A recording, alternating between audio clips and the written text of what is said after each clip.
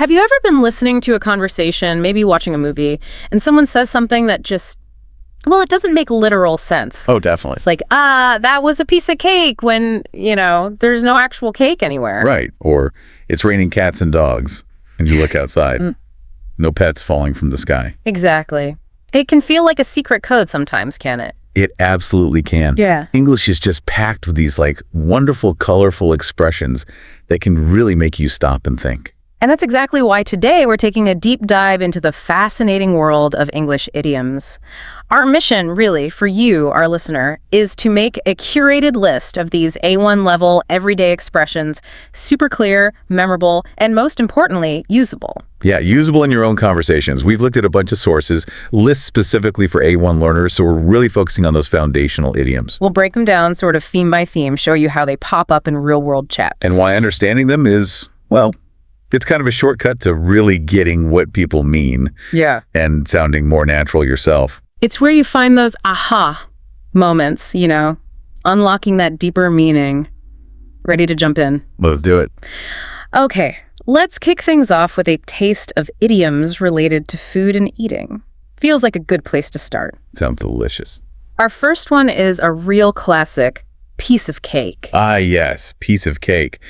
It simply means something is very easy to do, like a task that takes almost no effort. So it feels light and enjoyable, like eating cake. Exactly that kind of feeling. Effortless. Right. So if you hear someone say, completing the assignment was a piece of cake, they're just saying it was super easy. I saw a dialogue bit where someone finished homework in 5 minutes and just said, wow, piece of cake. You can just picture how simple it was. It's not just quick, but no struggle involved. Absolutely. And speaking of easy, there's another one that's very similar.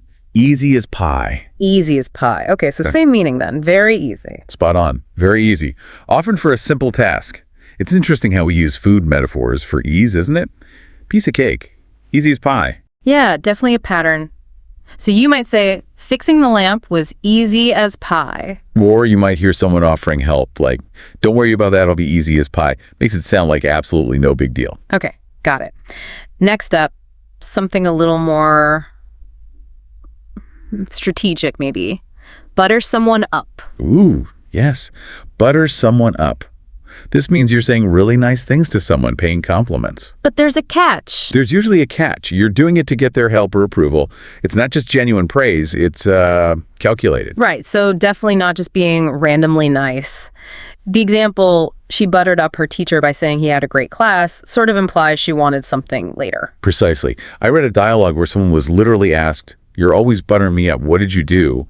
before they fessed up to needing help. It's got that slightly sneaky feel. Yeah, that subtle strategic angle makes it interesting. The compliments lead to an ask. Okay, and from flattery to energy, full of beans. Full of beans. This just means someone is very energetic, very lively, absolutely buzzing.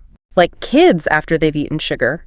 Or maybe just dinner. The example, after dinner, the children were full of beans and ran around. Paints that picture. It really does. Or like in one script, someone said they felt full of beans after a good nap. That sense of renewed energy. Makes you wonder where it came from. Like beans are fuel. Could be. It's a fun one. And finally, for this food section, an idiom about listening, all ears. All ears. If you say this, you're telling someone you're listening really carefully, very eagerly. You're totally focused on what they're saying. Nice and direct. Tell me your secret, I'm all ears. Shows you're genuinely interested. Yeah. In one conversation snippet, person A says, I have a story, and person B goes, okay, I'm all ears, then follows up with yes, to really show they're tuned in. It's active listening, right? Shows you're really paying attention. Exactly. All right, moving from the dinner table, let's head to the classroom, metaphorically speaking. Idioms for school and learning situations. First up, break the ice. Break the ice. This means starting a friendly conversation, especially when people first meet, to make everyone feel a bit more comfortable, less awkward.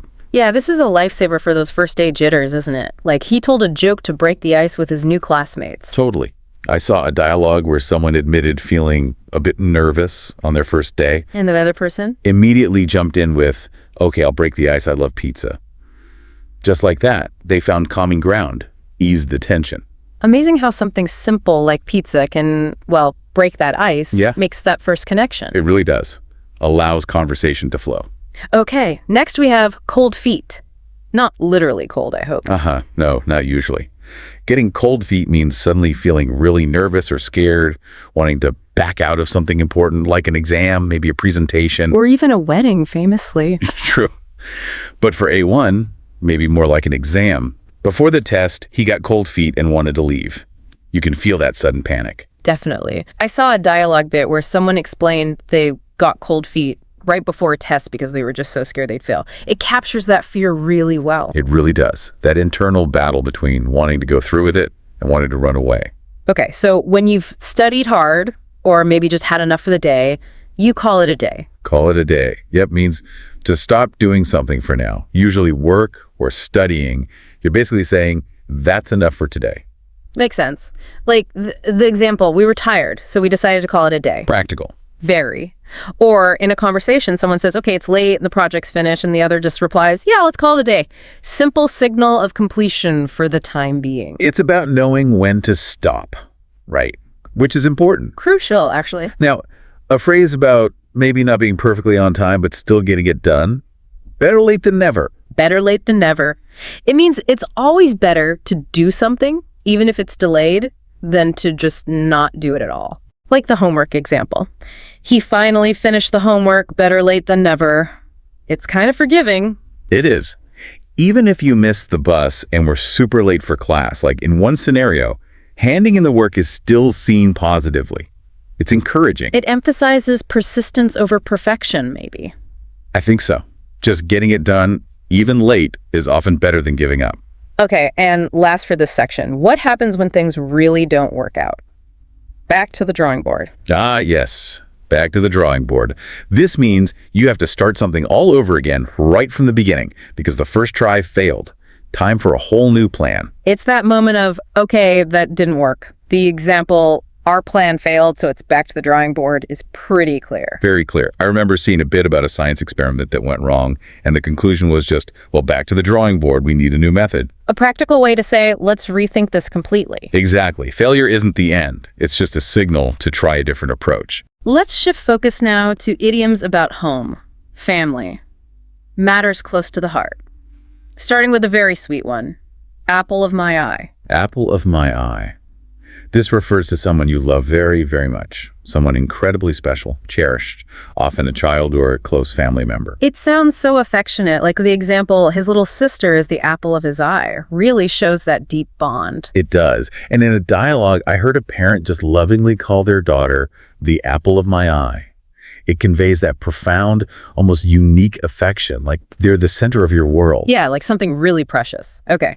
And on a similar note of agreement within families, perhaps, see eye to eye. To see eye to eye. This means you agree with someone. You share the same opinion, especially on important things. Which is pretty key for getting along, right?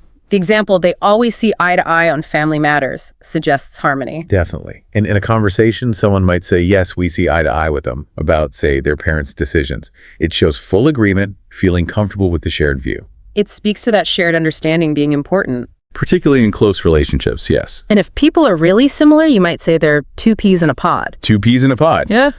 Describes two people who are extremely similar or maybe always together, best friends, sometimes twins.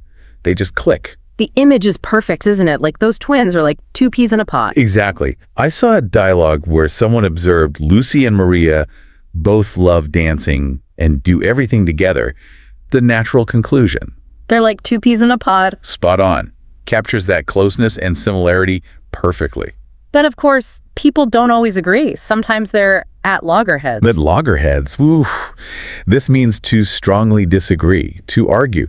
Often implies a serious conflict or dispute. It definitely sounds more intense than just disagreeing. The example, my parents are at loggerheads about where to go on vacation, suggests real friction. It does. And in a dialogue, hearing that mom and dad were at loggerheads over dinner plans made the speaker decide, maybe I'll just stay quiet for now. You want to avoid getting caught in the middle. Yeah, it's the complete opposite of see eye to eye, isn't it? Shows that conflict end of the spectrum. A very sharp contrast, yes. Okay, next, a phrase that usually causes a bit of a smile. Speak of the devil. Speak of the devil. Yeah. You say this when someone you were literally just talking about suddenly appears. It's all about that surprise, that coincidence. It happens all the time. Oh, there's John, speak of the devil. I love the dialogue example. Person one asks, where's Sarah? And bam, Person 2 says, "Speak of the devil," just as Sarah walks in. It's perfect timing. It's a fun, lighthearted way to point out the coincidence. Maybe plays on old superstitions, Right, like talking about someone summons them. Okay, and lastly, for home and family, some good advice. Let sleeping dogs lie. Let sleeping dogs lie. This means it's probably better not to bring up an old problem that's already resolved or to disturb a situation that's currently calm. Don't stir up trouble. It's about keeping the peace, essentially. The example, the argument is over, let sleeping dogs lie, seems clear. Very clear. And in one conversation, someone suggested not asking Dad about a broken vase again. The other agreed. Right, better not talk about it. Let sleeping dogs lie. It's wise, isn't it? Avoid reigniting old fights if things are okay now. Exactly. Sometimes leaving things in the past is the best way forward. Let's move into our inner world now. Idioms that express feelings and emotions, starting with a really positive one. On top of the world. On top of the world. Ah. Yeah, this means feeling incredibly happy, elated, excited, like you're floating above everything. It's that pure joy feeling. The example, she was on top of the world after winning the prize, captures it perfectly. Absolutely. Or like in a dialogue I saw, someone was on top of the world because they finally got the job they really wanted. Huge celebration feeling. Describes that peak emotional high after a big win. Precisely. But sometimes good feelings mix with nerves and you get butterflies in my stomach. The butterflies. Butterflies in my stomach means you're feeling very nervous or maybe excitedly anxious. Often before something big, like an exam, a performance, maybe a first date. It's that fluttery sensation, right? So relatable. I had butterflies in my stomach before the test. Totally. The dialogue example showed someone feeling a bit nervous and admitting to having butterflies because their exam was just about to start. It's a very physical feeling. It's interesting how that physical feeling gets such a common expression, feels universal. It really does. Now, when something bad happens and you just can't change it, you shouldn't cry over spilled milk. Cry over spilled milk. Yeah. Right. This means don't worry or complain about something bad that's already happened and is irreversible. There's simply no use dwelling on it. It's about acceptance, moving on. It was a mistake, but don't cry over spilled milk. Pretty direct advice. Very direct. In one dialogue, someone lost a pencil, a small thing, but decided, okay, I won't cry over spilled milk, and just focused on finding another one. Shows resilience. Focus on the solution, not the unchangeable past problem. Exactly. Practical approach. And when someone is struggling, you might encourage them to hang in there. Hang in there. Yeah. Yeah, it's a phrase of encouragement. Tell someone to stay strong, keep trying, don't give up, even when things are tough. It's like a verbal pat on the back. You will find a job. Hang in there. Mm-hmm. The dialogue example showed someone really struggling with a problem, feeling like giving up, and their friend just says, don't give up, hang in there. Offers that bit of support. Simple, but powerful. Very much so. On the less happy side, there's down in the dumps. Down in the dumps. This means feeling very sad, unhappy, miserable. Yeah. Like you're emotionally in a low place. It really paints a picture of sadness. He's down in the dumps because his team lost. You can just feel the dejection. Yeah. The dialogue example had someone down in the dumps after failing a test. Perfectly captures that feeling of being completely disheartened. Gives a clear way to describe feeling low. It does. But even when you're down, someone might tell you to keep your chin up. Keep your chin up means stay positive, try not to feel too sad or discouraged, even when things are difficult. It's a call for optimism. It's about maintaining hope, right? Even if it's hard, keep your chin up. Exactly. In one dialogue, it was used when someone's pet was sick. The friend said, keep your chin up. I hope things get better soon. Shows support and encourages a hopeful outlook. These emotional idioms are really useful for sharing how we feel. They really are. Give us a common language for complex feelings. Okay, and one more for this section. When someone's being deliberately unfriendly, give someone the cold shoulder. Give someone the cold shoulder means to intentionally ignore someone or be unfriendly towards them. It's a conscious choice to create distance. A clear signal you're not pleased, like she gave him the cold shoulder after the argument. Precisely. The dialogue example explained Tom gave me the cold shoulder because he was upset, which then led to the suggestion, maybe you should talk to him calmly. Interesting how cold relates to unfriendliness, like emotional distance. Yeah, that physical turning away translates metaphorically. All right, let's step outside, metaphorically, and explore idioms inspired by weather and nature. First, a very common one for not feeling well. under the weather. Under the weather. Yes, this means feeling a bit sick, not quite yourself, as if the bad weather itself is affecting you negatively. It's a gentler way to say you're ill, isn't it? I'm feeling under the weather today. Pretty common. Very common. In a dialogue, someone used it to politely turn down a picnic invitation. Sorry, I can't make it. I'm feeling a bit under the weather. Perfect example of its use. Connects how we feel inside to the outside world. It does. It's quite evocative. Now, if you're overwhelmed with tasks, you might be snowed under. Snowed under means you're extremely busy, totally overwhelmed with work or tasks, like you're buried under a huge pile of snow. You can feel that sense of being buried. I can't go out. I'm snowed under with homework. Exactly. The dialogue example had someone completely snowed under with math homework, meaning they absolutely couldn't go out to play. Captures that feeling of being swamped. Speaks to modern life sometimes, huh? Too much to do. Definitely resonates. If you need to postpone an invitation politely, you can take a rain check. Take a rain check. This is a polite way to say not now, but maybe later. When someone offers you something or invites you somewhere, you're declining for now, but leaving the door open.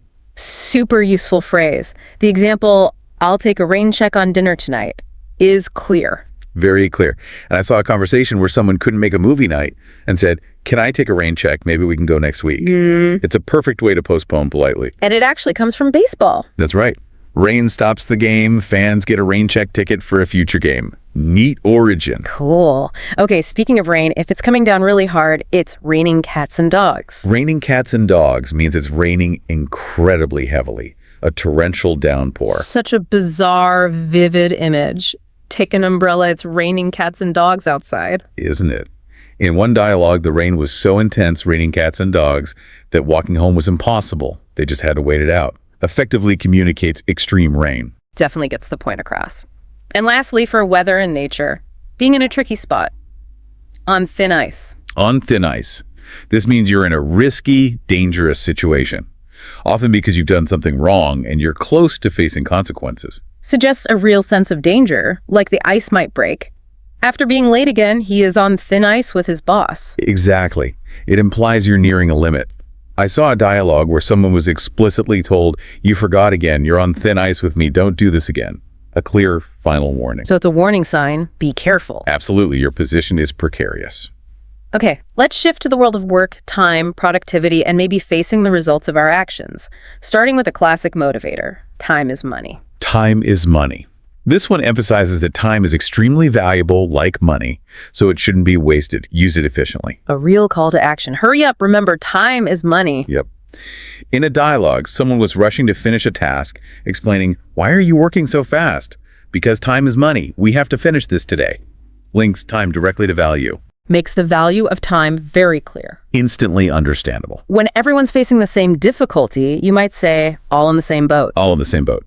Means everyone involved is in the same difficult situation, facing the same problem together.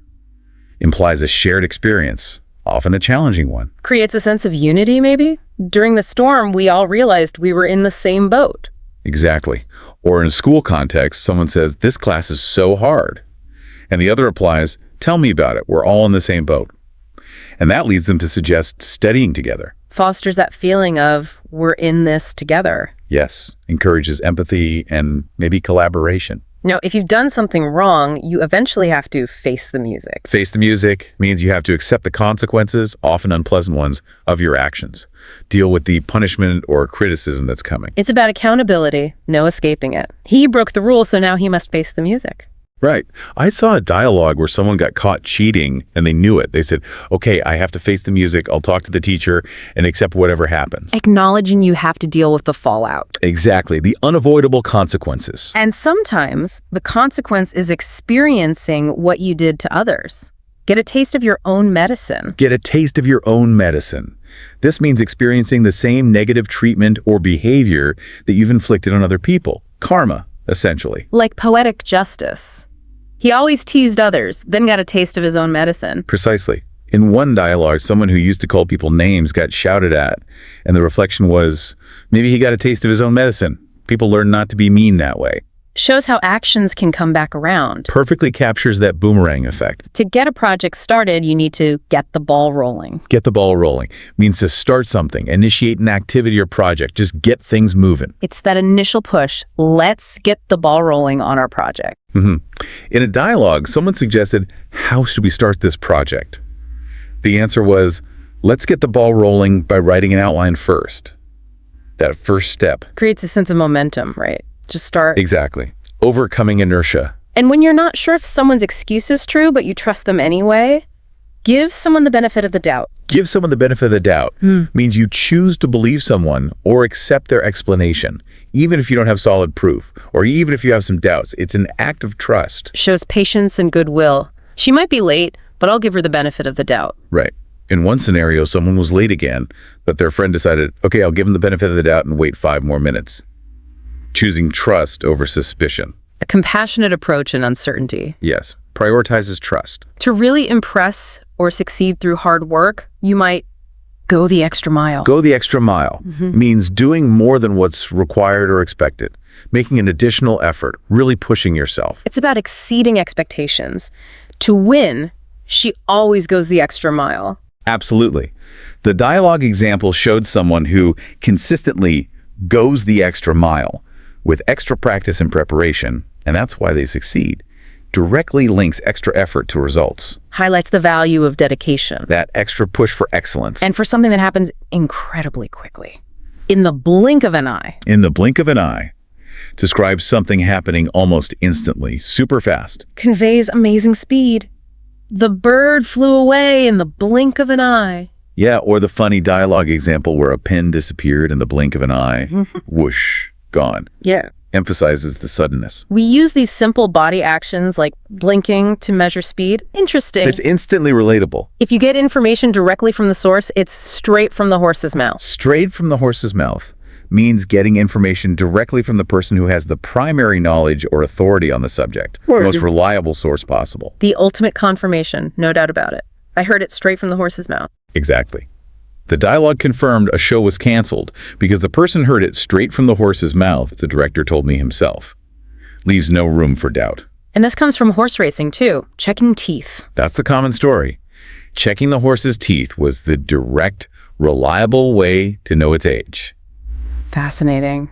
Okay, last one for this section. Staying firm in your beliefs. Stick to your guns. Stick to your guns means to remain firm in your decisions, opinions, or beliefs, especially when others disagree or try to pressure you to change, holding your ground. It's about conviction. She stuck to her guns even when others wanted to quit. Absolutely. The dialogue showed someone defending their plan against doubters, saying, no, I stick to my guns. I believe this plan will work. Really emphasizes holding firm. Encourages steadfastness when you really believe in something. Definitely. Determination despite opposition. Wow, we've covered a lot. Now for our final section, kind of a grab bag of miscellaneous idioms, common, useful phrases that didn't quite fit the earlier themes. Let's start with catch someone red-handed. Catch someone red-handed means to discover someone in the very act of doing something wrong or forbidden. You catch them while they're doing it. It's that moment of discovery, right? Undeniable. She was caught red-handed stealing candy. Exactly. The dialogue example was, I saw Jake red-handed taking your pencil. Direct observation of the act. Very visual phrase. Implies the evidence is right there. Like having paint or blood on your hands. Okay, now for one that sounds negative but means positive, break a leg. Break a leg. Yes, this is a quirky way to say good luck, especially to actors before a performance, but also used more broadly for exams, presentations, etc. Totally counterintuitive. You have an audition today. Break a leg. But everyone knows it means good luck. It's a classic theatrical superstition. Apparently, saying good luck was considered bad luck, so they used the opposite. Trying to trick fate. Love it. Okay, if something is super expensive, it might cost an arm and a leg. Cost an arm and a leg means something is extremely expensive, really, really pricey. Conveys a sense of huge sacrifice for the cost. That fancy car must cost an arm and a leg. It does. The dialogue example used it for a big house, with the response being, yes, it was very expensive. Emphasizes the high price dramatically. Using body parts for cost really hits home. It's very emphatic. If you start something too early, before the right time, you jump the gun. Jump the gun means to start something prematurely before you're supposed to. like a false start in a race. All about timing. She jumped the gun and answered before the question was finished. Impatient. Exactly. I saw a dialogue warning students, don't jump the gun and start writing before I say go. Emphasizes waiting for the signal. Comes from racing, like starting before the starter pistol. Precisely that. Premature action. What about someone who talks tough but doesn't act? All bark and no bite. All bark and no bite. Describe somebody who makes a lot of threats, talks aggressively or boasts, but never actually follows through with action. Their words are empty. Just noise, no real danger. The example, he says he'll beat me in chess, but never does. He's all bark and no bite. Perfect. It is. The dialogue example had someone who bragged a lot about winning a game, then lost badly. Conclusion, he's all bark and no bite. Clearly contrasts bluster with reality. It comes from dogs. Seems likely. A dog that barks fiercely but wouldn't actually bite. Okay, if you need someone to slow down, wait a sec. Hold your horses. Hold your horses means wait a moment, be patient, slow down. It's a direct command to pause. A gentle way to say wait, right. Hold your horses, we're not leaving yet. Exactly. In a dialogue, someone was eager to leave, rushing everyone and was told, hold your horses, we still have a couple of minutes. Just asking for a little patience. Creates that image of reining in horses, stopping them rushing off. It's very vivid, yes. Translates well to impatience. Next, a fundamental truth. Actions speak louder than words. Actions speak louder than words. Means what people actually do is far more important and meaningful than what they just say they'll do. Proof is in the pudding. It's about follow-through. He promises he will help, but actions speak louder than words. You wait to see if they actually help. Exactly. The dialogue example involves someone promising to come to an event, but then not showing up. The reflection was, well, actions speak louder than words. Talking is easy. Highlights that deeds, not just declarations, reveal true intentions or character. Absolutely. It questions reliability based on words alone. And when you're hoping for a good outcome, you cross your fingers. Cross your fingers. This is both the physical gesture and the idiom, meaning to hope for good luck or a positive result. It's a universal symbol of hope, isn't it? She crossed her fingers, hoping for good test results. Very common. The dialogue had someone waiting to hear about a job application saying, okay, now I cross my fingers, expresses that hopeful anticipation. Shows that common human desire for good fortune. If you're blaming the wrong person or pursuing a flawed plan, you might be barking up the wrong tree. Barking up the wrong tree means you're mistaken in your focus, either blaming the wrong person or pursuing a line of thought or action that won't lead to the result you want. You're misdirected. Like you're wasting your energy in the wrong place. If you think I broke the vase, you're barking up the wrong tree. Exactly. The dialogue example cleared up a misunderstanding about who was supposed to finish a report. The accuser realized their mistake and said, oh, sorry, I was barking up the wrong tree. Another hunting dog analogy, barking at an empty tree. That's the idea. Wasted effort based on a wrong assumption. When you get a share of success or profits, you get a piece of the pie. A piece of the pie refers to getting a share or portion of something valuable, usually money, profits, or the benefits of success. Your slice of the reward. It's about sharing in the games. The whole team worked hard, and they all deserved a piece of the pie when the project succeeded. Nicely put. In a dialogue, someone asked if their contribution meant they could get a piece of the pie on a successful project, and the answer was yes, because their work was great. Links contribution to reward. Fair share for fair work. Exactly. Equity. When you're studying or working very late at night, you're burning the midnight oil. Burning the midnight oil means working or studying late into the night, often implying hard work and dedication, maybe fueled by caffeine. Refers back to when people used oil lamps. Describes those intense late-night sessions perfectly. She was burning the midnight oil to finish her essay. Absolutely. I saw a dialogue where someone was asked why they looked tired, and they replied, I was burning the midnight oil studying for the big exam. Didn't finish until 2 a.m. Conveys real dedication. That's sacrifice for a goal. Yes, that commitment. If you fail to seize an opportunity, you miss the boat. To miss the boat means you were too late to take advantage of an opportunity. The chance has passed you by. It's that feeling of regret, isn't it? I wanted to buy concert tickets, but I waited too long and missed the boat. They're all sold out. Exactly that feeling. The dialogue example showed someone who didn't sign up for a school trip in time and was told, sorry, you missed the boat. All the spots are filled.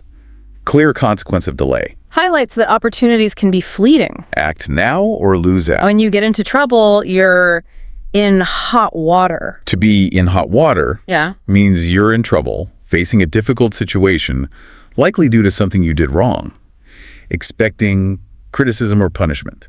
Definitely sounds uncomfortable. He was in hot water after missing the important meeting. Yep. The dialogue example showed the direct consequence. Someone skipped a crucial meeting, and the feedback was, uh-oh, now he's really in hot water with the boss. Clearly signifies trouble. That hot water metaphor for trouble is pretty universal. Instantly understood. For something completely unexpected, it happens out of the blue. Out of the blue. Describes something occurring suddenly, unexpectedly, with no warning whatsoever, like it just appeared from a clear blue sky. A total surprise. She called me out of the blue after years of no contact. Right. The dialogue emphasized this surprise. He called you. Really, out of the blue like that, highlighting the complete unexpectedness of the event. Underscores life's unpredictability. Things just happen sometimes. When it becomes someone else's turn to make a move or decision, the ball is in your court. The ball is in your court. Means the responsibility to take the next step, make a decision, or act now rests with you. The initiative has been passed over. Clearly signals whose turn it is. Okay, I've done my part. Now the ball is in your court. Exactly. The dialogue used it after someone was given an assignment. The person receiving it acknowledged, got it, the ball is in my court now. Understanding the responsibility is theirs. Comes from sports like tennis or volleyball. Yes, exactly. Whoever side the ball is on has to play it. Perfect metaphor. And when you do absolutely everything possible, you go the whole 9 yards. The whole 9 yards means everything, the complete amount, all of it, leaving absolutely nothing out. Total effort or completeness. The maximum effort. For her party, she decorated, cooked, hired a band, the whole 9 yards. Nice example. The dialogue I saw showed someone succeeding on a test because they went the whole 9 yards, studying every single night. It emphasizes exhaustive effort leading to success. Though nobody's quite sure where the 9 yards came from originally. The origin is debated, but the meaning of completeness is clear. Then there's that feeling that things are always better somewhere else. The grass is greener on the other side. The grass is greener on the other side. Describes the tendency to think other people's situations are better than your own, or to be perpetually dissatisfied, always imagining something better elsewhere. That constant comparison game. She quit her job thinking the new one would be amazing, but soon realized the grass isn't always greener. Exactly. The dialogue illustrated this perfectly. Someone wished they had their friend's fancy car, but then found out the friend had lots of problems. The conclusion. Maybe the grass isn't always greener on the other side. A good reminder about appreciating what you have, perhaps. And about illusions versus reality. When a series of unfortunate events happen close together, when it rains, it pours. When it rains, it pours. Means that misfortunes, or sometimes even good things, tend to happen all at once or in rapid succession. Problems compound. It's that feeling of being hit by one thing after another. First the car broke down, then I lost my wallet. When it rains, it pours. Precisely. The dialogue powerfully conveyed this. Someone's phone died right when they discovered they'd lost their keys. The reaction, oh man, when it rains, it pours. Everything bad happened at once. Highlights how troubles often seem to cluster together. Misfortune rarely comes alone, as the saying implies. And finally, a classic motto for hard work. No pain, no gain. No pain, no gain. Means you have to endure effort, hard work, struggle, or even some discomfort to achieve something worthwhile. Improvement requires pushing yourself. The mantra of perseverance. You have to keep practicing soccer even when it's tough. No pain, no gain. Exactly. The dialogue applied it to exercise. Someone was finding it hard, but their friend reminded them, no pain, no gain. And the person agreed, you're right, I keep trying.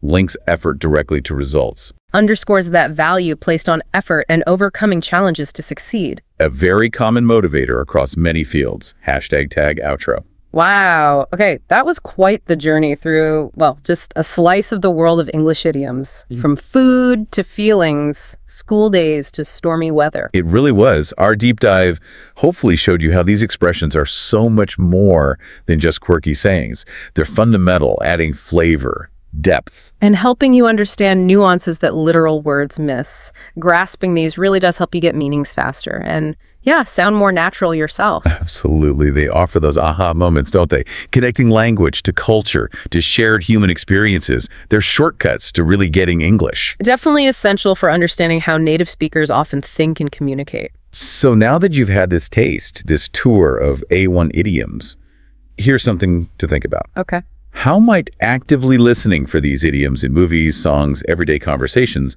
change how you appreciate English and the cultures that use it? Good question.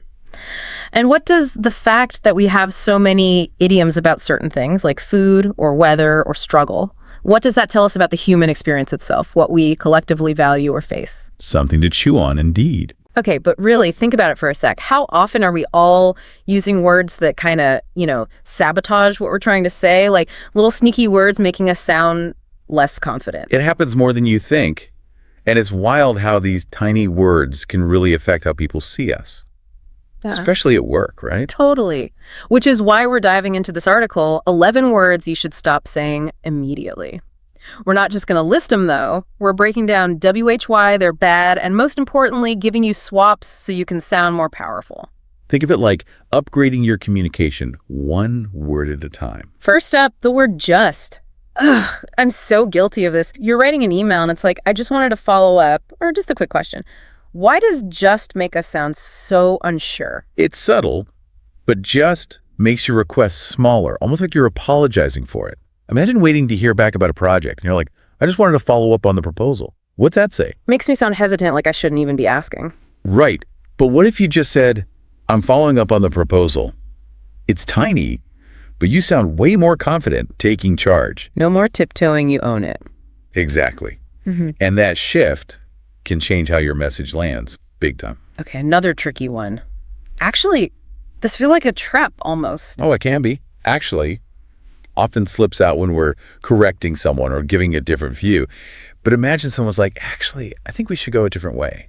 How's that feel? Like they're shutting down my idea before even thinking about it? It can sound condescending, even if they just meant to add to the discussion. Taking out actually makes it more collaborative. Like instead of, actually, I have a question about that, you could say, I'm curious about this part. More like inviting a chat, not shutting it down. Perfect. Still saying your thing, but it keeps the flow going, respectfully. Now, maybe this one feels like almost self-sabotage, wouldn't you say? It is. You wouldn't use maybe if you were really sure of your idea, so why hedge? I guess it's like we're scared to commit to our thoughts, you know? And that hesitation can hurt your credibility, especially at work. Decisiveness often equals competence. Instead of, maybe we should consider this. We should consider this. Hear the difference. It's like you're leading, not just dipping a toe in. Right. Showing confidence in your idea, inviting others to follow. Okay, this one bugs me. Saying sorry when there's no need. Why do we apologize for, existing, basically? It's a thing, isn't it? Do we really need to apologize for asking a question or taking up space or just saying what we think? No way. And all that apologizing can actually make us seem, smaller, less confident. You're right. And the key is, there are way better ways to say things. Instead of, sorry to bother you, try thanks for your time, or I appreciate your input.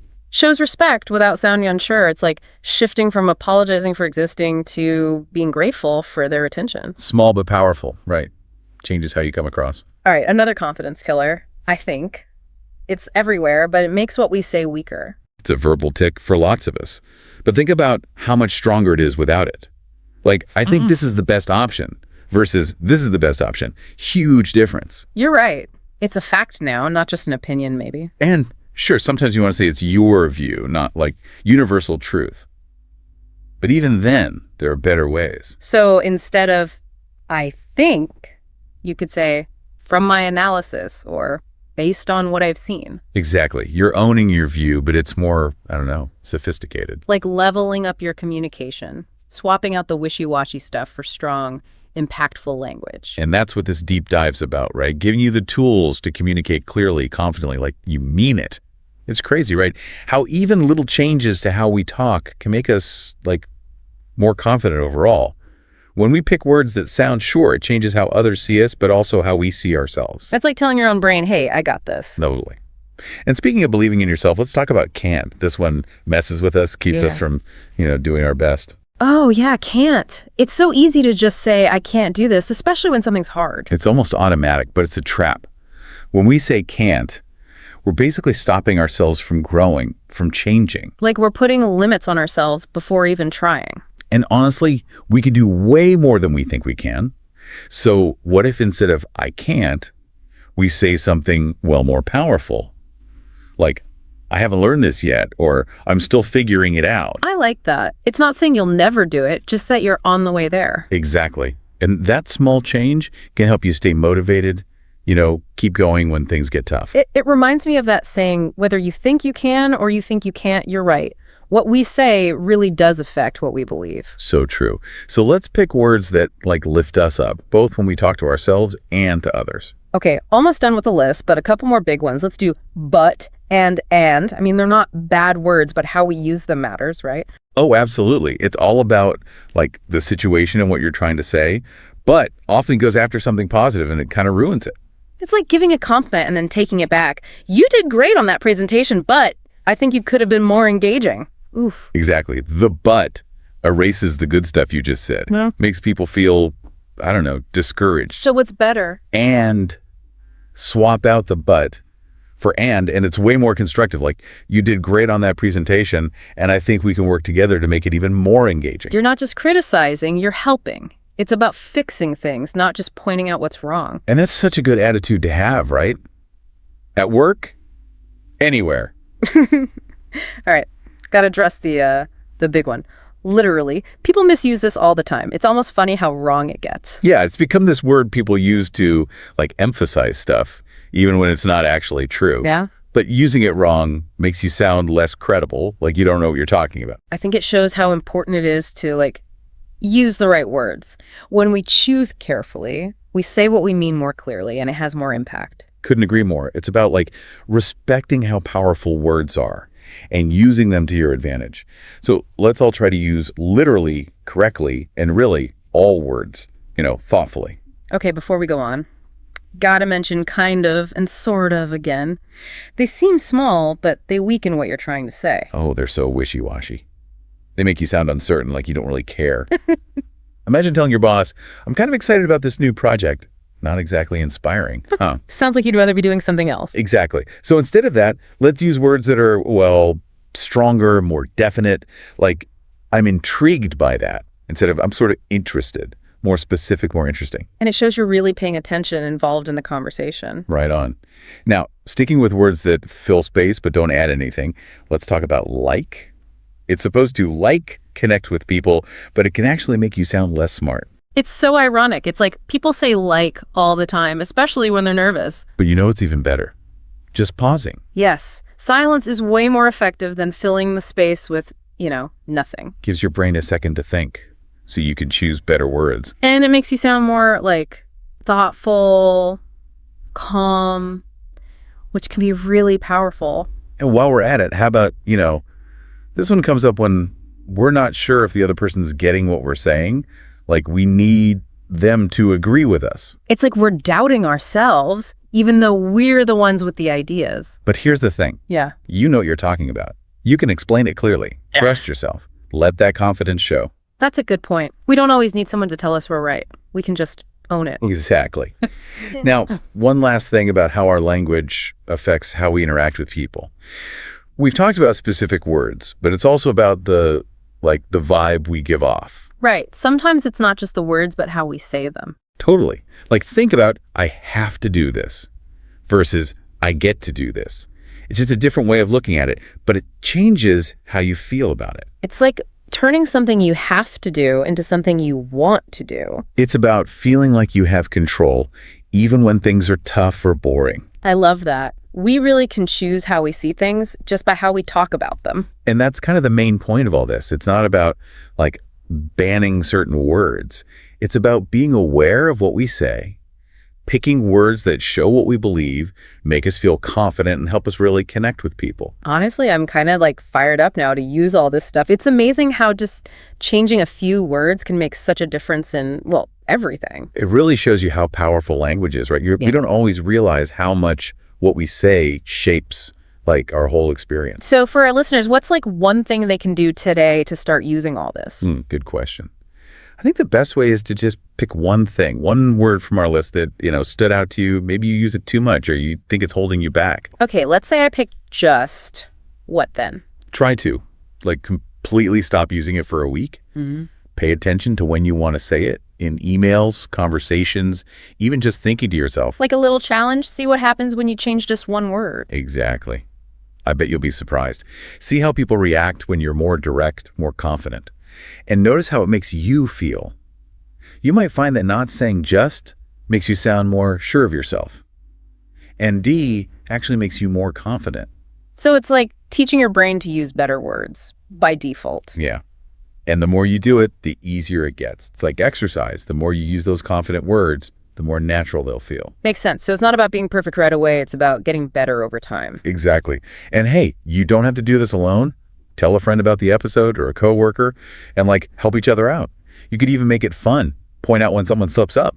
That's a good idea.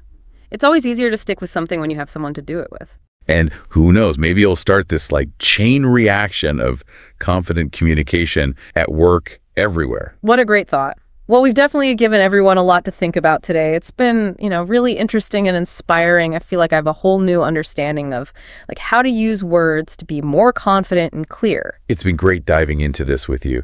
And to everyone listening, remember, what we say really matters.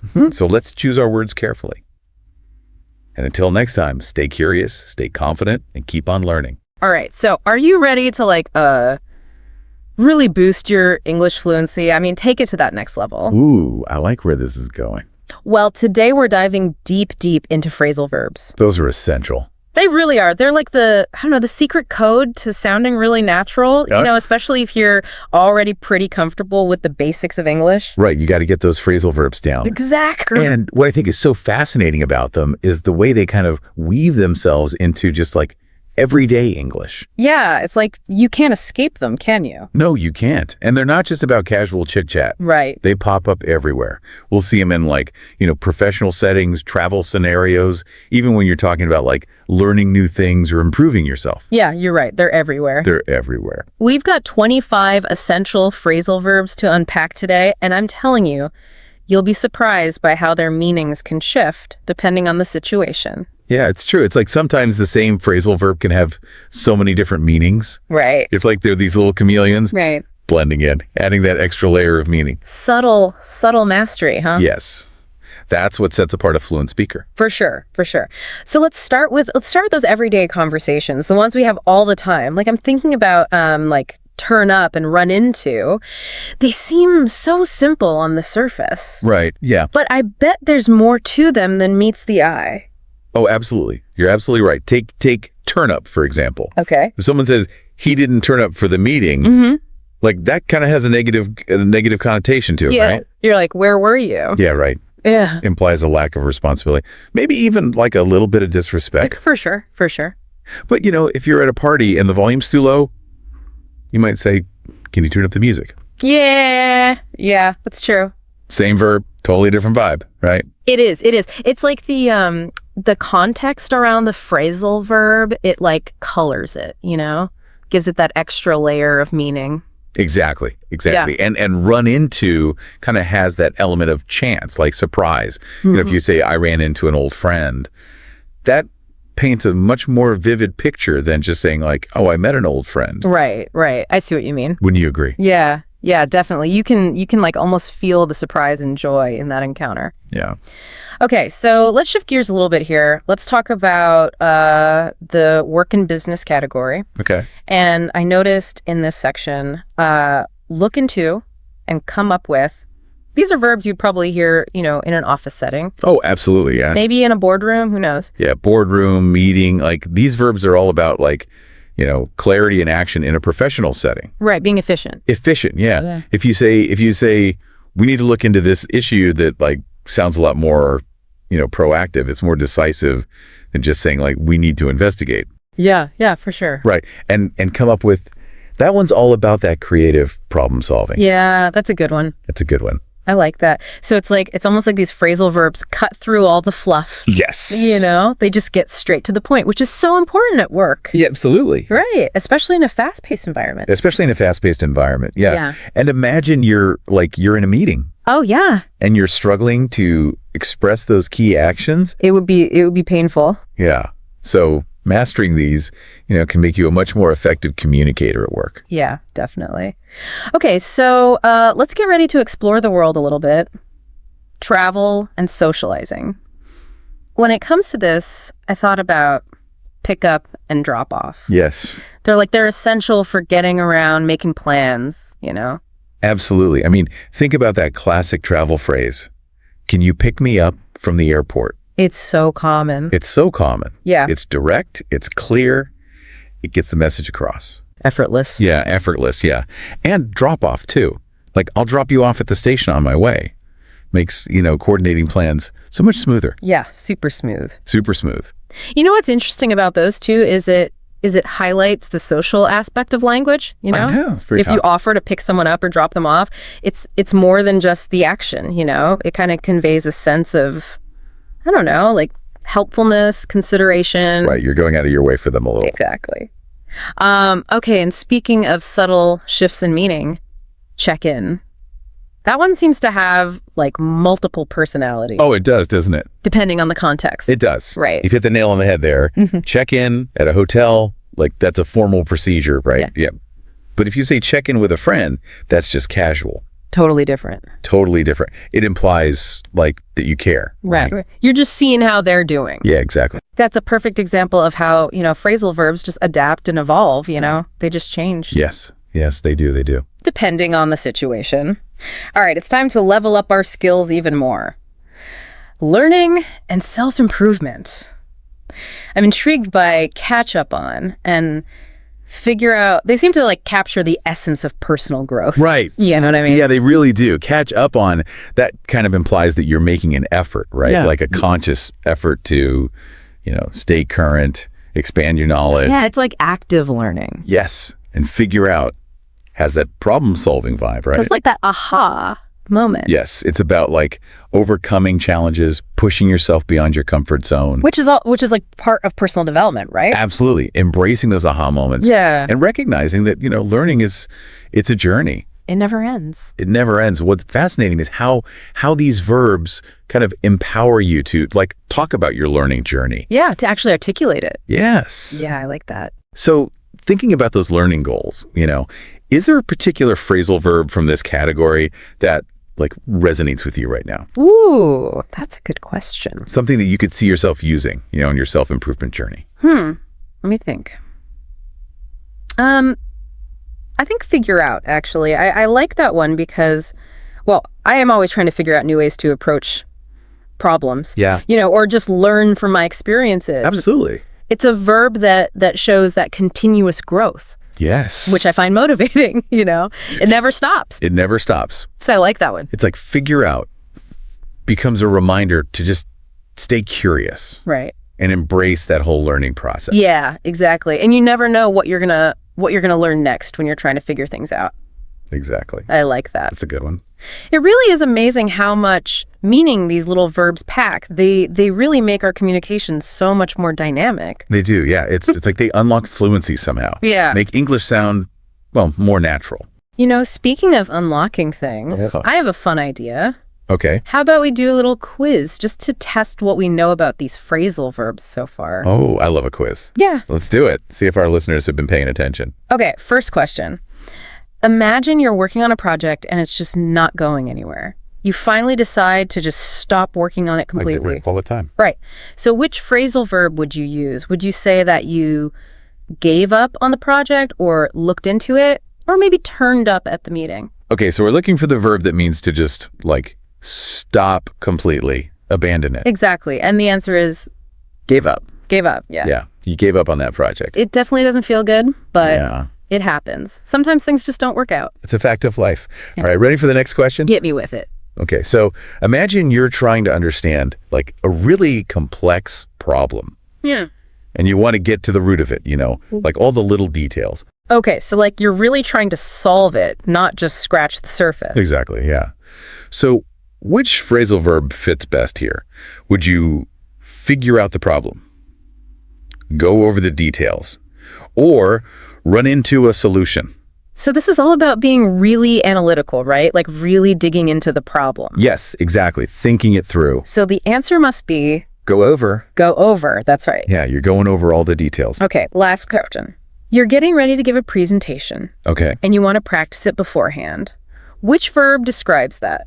Would you show up the presentation, come up with a new idea, or maybe run through your speech? This one is all about getting ready, rehearsing, making sure you know everything. Yeah. Making sure it all flows, all the pieces are in place. Exactly. So the answer has to be Run through. run through. Yeah. You got to run through that presentation. Make sure you're prepared for anything. Exactly. Well done, listeners. You guys are pros. You're really getting the hang of these verbs. You're going to be fluent in no time.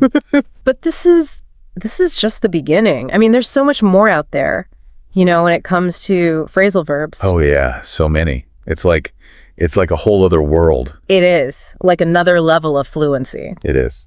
So before we finish our deep dive today, I want to talk about how to actually make these 25 verbs part of your everyday English. Yeah. It's one thing to understand them, Right. but how do you actually use them naturally, That's the real challenge. It's all about like bridging that gap between knowledge and actually applying it. Yeah. The good news is with phrasal verbs, like they're everywhere. Yeah. Just pay attention to how native speakers use them in conversations, in movies, and songs. Yeah, that's good advice. Like just be more aware. Be more aware. Yeah, you'll start to notice patterns and kind of pick up on the nuances. Yeah, it's like immersive learning, Exactly. And don't be afraid to experiment. Yeah. Try using these phrasal verbs in your own conversations. Oh, yeah, for sure. You might stumble a bit at first. Yeah, of course. But that's okay. That's all part of the learning process. Right, you're not going to get it perfect the first time. Exactly. Yeah. But the more you practice, the more confident you'll become. Of course. It's like anything, right? Practice makes perfect. Exactly. But sometimes just like jumping in can be a little overwhelming. Yeah. Do you have any tips to make the learning process a bit more, organized? Oh, absolutely. Like a great technique is to use flashcards. Oh, yeah. Like write the phrasal verb on one side and then maybe like an example sentence on the other. Yeah, classic. Classic, yeah. That way you're not just like memorizing the definition. You're actually seeing it in action. Right. You see how it works in a sentence. Exactly, yeah. Another good strategy is to keep like a phrasal verb journal. Oh, that's a good idea. Every time you encounter a new one, just jot it down. Yeah, like your own personal dictionary. Exactly. And you can add an example sentence too. Yeah. You'll be amazed at how quickly your vocabulary will grow. Yeah, that's a great idea. Before we wrap up completely, I'm just curious, do you have like a go-to phrasal verb? One that you just use all the time? Ooh, that's a good question. Yeah. I think mine would probably be break down. Oh, yeah. It's so versatile. Mm-hmm. You can break down a problem, you can break down a concept, you can even break down a wall. Yeah, it's true. It just means to analyze something, make it more simple, make it more manageable. Yeah, and it works in so many situations. I think that's what's so cool about phrasal verbs, right? Yeah. They're adaptable. Yes. And once you start using them, your English just sounds so much more natural. It really does. Yeah. So just remember, this deep dive, this is just the beginning. Yeah.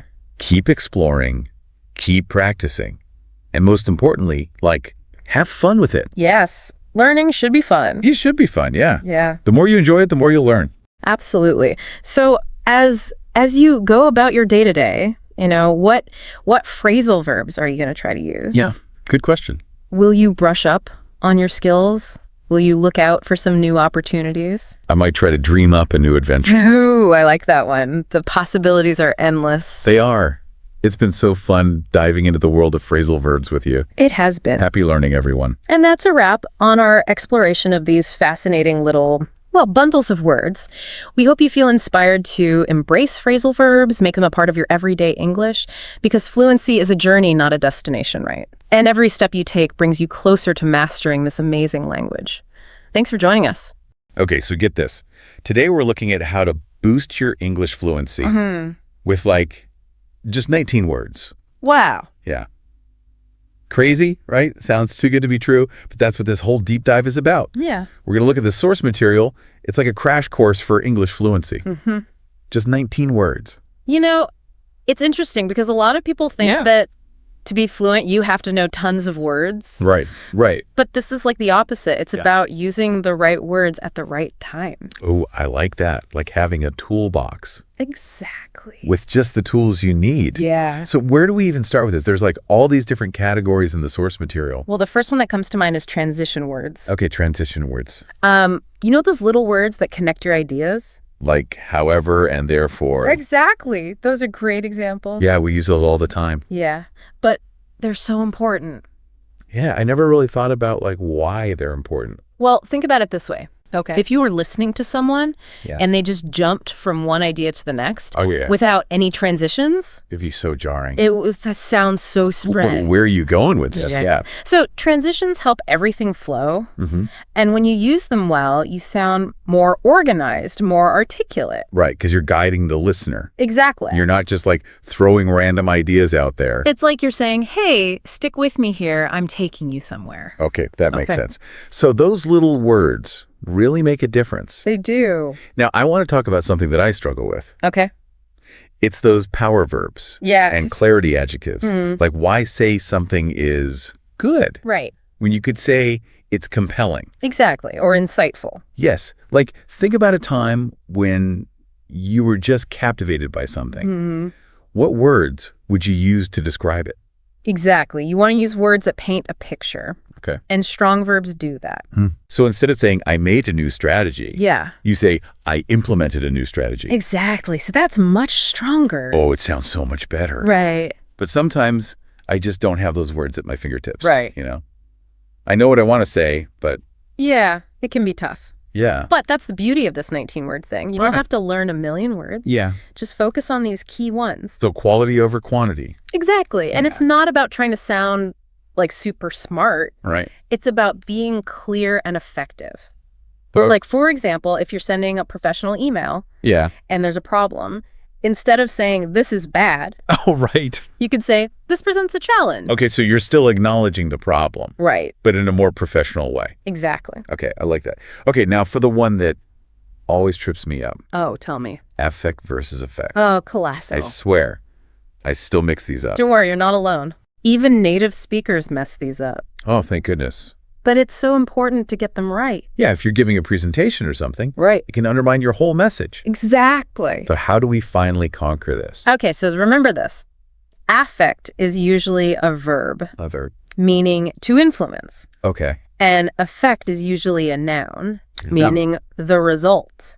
Okay. So the weather affected my mood. It influenced how you felt. Right. And the effect of the weather was that I stayed inside. That was the outcome. Yeah. Exactly. Oh, okay.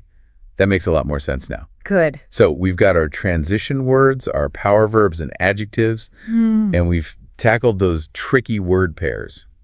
What's next? Let's talk about natural phrases. Ooh, You know, those little expressions that make you sound. like a native speaker. Exactly. I'm ready to unlock the secrets. What have we got? Well, the source material mentions things like out of the blue, hit the nail on the head, Yeah. think outside the box. Okay, so I actually use those. Yeah. But I never thought about how they might sound Yeah. to someone learning English. Right. Because for native speakers, Yeah. they just come naturally. Right. But they add so much personality to your language. Instead of just like stating facts, Exactly. you're adding flavor. Right. It's like adding spices to a dish. I love that analogy. So the other day, I was telling my friend Yeah. how I saw someone I hadn't seen in years. Mm-hmm. And I said, I ran into him out of the blue. Yeah. It just felt more natural than Gosh. saying, I saw him unexpectedly. Yeah, those natural phrases, they just add another level. They do. They do. I'm definitely going to pay more attention to those Good. and try to use them more. Yeah. It's amazing how these small tweaks can really make a difference. That's what this whole 19-word approach is about. Yeah. Giving you the tools to communicate better. So we've got our transitions, our power verbs, tricky pairs, Yeah. natural phrases. What's the final tool in our fluency toolbox? Let's talk about those advanced nouns. Oh, okay. You know, words like dilemma, momentum, consensus. Yeah, those are the ones that make you sound really smart. They do. But I'll be honest, I sometimes get a little intimidated by them. Yeah. Like I'll be in a conversation and think, oof, there's a better word for this. Right. But I just can't think of it. I totally understand. Yeah. It's normal to feel that way. Okay. Because we don't use those words every day. Right. But when you do use them, Yeah. it shows a deeper understanding of the language. Like you're saying, hey, I know what I'm talking about. Exactly. I like that. Okay, challenge accepted. I'm going to try to use those more. Good. Maybe I'll impress myself. I think you will. And remember, it's not about sounding smarter than everyone. Right. It's about using language effectively. Okay, so we've explored all these categories Yeah. of these 19 words. Mm-hmm. But how do we actually put this into practice? The source material does mention some practice tips. It does. It talks about the importance of practice. Right, because it's not enough to just know the words. Exactly. You have to use them. You have to actually use them. Yes. And one tip is to start small. Okay, Don't try to use all 19 words at once. right. That would be overwhelming. It would be. So just focus on one or two at a time. That's a great point. It's like breaking it down into smaller steps Exactly. so it feels less daunting. And remember, fluency is a journey. Not a destination. Right. So be patient with yourself and celebrate your progress. Okay, I love that. It even says, like, try to use just one new word a day. Oh, wow. Like, imagine you Yeah. could add 365 new words to your vocabulary in a year.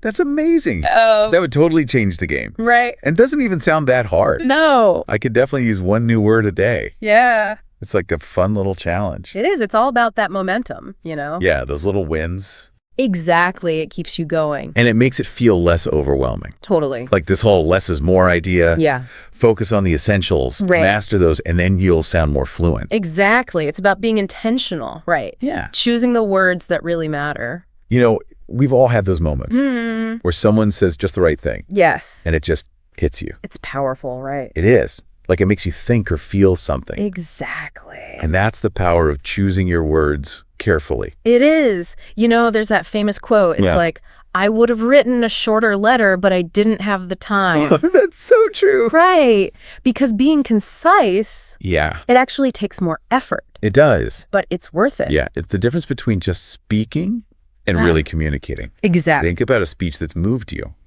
It's probably not full of like jargon or super complicated words. Right. It's simple but powerful. Yeah. The words resonate with you. They do. It's like Like what? it's like a chef who uses just a few high quality ingredients Okay. Yeah. but creates an amazing dish. Oh, I like that. Yeah, they're not trying to like overwhelm you with flavors. Right. It's all carefully selected. So if we apply that to language, Yeah. it's about being mindful of how we combine words. To get our message across. Exactly. It's like the grammar of fluency. It is. It's not just knowing the words. It's Yeah. how you put them together. Yeah, the structure, the tone, the emphasis. Right off the bat. You know, as we're talking, I'm realizing fluency isn't just about sounding native. No. It's about connecting with people. Exactly. It's like building bridges. Yeah, between minds and heart. When you can express yourself clearly, Yeah. it opens up so many possibilities. I mean, you're free to share your ideas, your stories, Yeah. without feeling limited by language. Exactly. That's so empowering. It is. Fluency lets you participate in conversations, build relationships, advocate for things you care about. Wow. You can even inspire others with your words. I love that. It's about having a voice Yes. and using it. And, you know, I've definitely held back from saying things. Really? Yeah, because I wasn't sure if I could say it right. Oh, I get that. But with practice, Yeah. those barriers come down. Okay, so this 19-word approach, Yeah. it's like a starting point to build From feeling intimidated to feeling empowered. We talk a lot about personal growth on this show. Yeah. And I think language is such a big part of that. Totally. It's how we express ourselves. Yeah. How we connect with the world. It's essential. And it's a journey that never really ends. It doesn't. Language is always changing. That's true. So there's always more to learn. Okay. I think this is a good place to take a pause. Sound good. But don't go anywhere. We'll be right back. We have more to share. All right. So we're back. And I was just thinking, this whole fluency thing, it's not just about sounding like a native speaker. Right. It's about really connecting with people. It is. It's like you're able to express yourself more fully. So someone listening might be thinking, okay, this is all great, but how do I actually, Yeah. use this? Well, remember that source material? Yeah. It really stresses that you don't have to know every word in the dictionary. Oh, thank goodness. Right. It's about choosing the right words Okay. to express yourself clearly. And confident. Yes. And what I like about this approach Oh. is it's for anyone, no matter your level. Exactly. Beginner, advanced. Yeah. It's about shifting your mindset Okay. from feeling overwhelmed Yeah. to focusing on the essentials, like those 19 words. So it's like having a strong foundation. Yes. Instead of trying to build like a skyscraper on sand. Exactly. And remember, it's a journey, Yeah. not a destination. Be patient, celebrate the progress. And enjoy those aha moments. I love those. Like when you use a new word and it just clicks. It feels so good. You know, one thing I keep thinking about is how important it is to be intentional with language. Oh, yeah. That's been coming up for me, too. It's not just about speaking fluently. Yeah. It's about speaking thoughtfully. Choosing your words carefully. Exactly. Yeah. Making sure your message is clear. So it has the impact you want. Right. Like, it's the difference between throwing a dart randomly and aiming for the bullseye. Oh, I see. Yeah. Intentionality brings focus. Yes. And it shows in how people perceive you when you use language precisely. Yeah. You sound more confident, more credible. It's like you're saying, I respect your time, so I'm going to make every word count. Exactly. So, to wrap things up, I have a question for our listeners out there. Okay, what is it? We focused on these 19 words, but what other words or phrases do you think are essential for fluency? I love that question. Good. Because it shows that language is always changing. Right. There are always new words to learn. New things to discover. So keep expanding your vocabulary. That's such a good reminder. It's a lifelong journey. It is. No matter how fluent you think you are. There's always more to learn. I love that. Okay, so to our listener, keep your ears open, your mind curious, and your tongue practicing. The world needs to hear your voice. Yes. And fluency is the key to unlocking its potential. Couldn't have said it better myself. Thanks for joining us on this deep dive. Ever get that feeling you might be using a word wrong, but you're too afraid to ask? Oh, yeah. Well, fear no more. Because today we're diving deep into 15 words that even fluent English speakers mess up. We've got a YouTube script here all about leveling up your vocabulary. And you might be surprised by some of these common mistakes. It is fascinating, though, how some of these errors stem from subtle distinctions that are easy to miss in casual conversation. Okay, let's unpack this. We'll start with some beginner traps. Words that seem straightforward, but can be surprisingly tricky. I'll be honest, the word literally is one I hear misused all the time. Yep. Just the other day, someone told me they were literally dying from how much they had to do that week. Ah, yes. Literally seems to be a word that's been taken hostage by hyperbole. So remind us, what should literally mean? Why is it important to use it correctly? Literally means something actually happened, exactly as stated. Yeah. It emphasizes the reality of a situation, not an exaggeration. Right. While your friend might have felt overwhelmed, they weren't literally dying. Right. You see, using literally correctly makes sure your words carry their intended weight. It's about precision and clarity, especially in an age where misinformation can spread so easily. That's a really good point. The impact on communication is huge. Okay, another beginner word that trips people up is unique. I once saw a store advertising a sale on very unique items. Something about that just felt off. That's because unique means one of a kind. Right. Inherently special. It stands alone. Right. So adding modifiers like very or quite is redundant and actually weakens the impact of the word. So instead of saying something is very unique, how can we highlight that specialness in everyday conversation? Let the word unique speak for itself. Okay. You could say that painting is truly unique or her style is unique. You're emphasizing the inherent specialness without needing to qualify it further. That's so interesting. I can see how that subtle shift makes a big difference. Even these beginner words have hidden depths. You really have to think about their true meaning. Absolutely, and that's what makes language so fascinating. Now, prepare to have some assumptions challenged because some words have meanings completely different from what most people assume. Okay, I'm intrigued. Give me an example of one of these words. Let's start with irony. Okay. Many people confuse irony with simple coincidence or bad luck. For example, someone might say, "It's so ironic that I won the lottery and then got hit by a car." So winning the lottery and then getting hit by a car, that's just bad luck, not irony. Yeah. What makes a situation truly ironic? True irony involves a situation where the outcome is the opposite of what was expected, often with a humorous or sarcastic undertone. A classic example would be a fire station burning down. It's not just about unfortunate timing, it's about a surprising reversal of expectations. Wow, that makes so much sense. It's not just about something bad happening. It's about the unexpected nature of the situation. You see, understanding irony helps us analyze situations more deeply. It's not just about bad luck.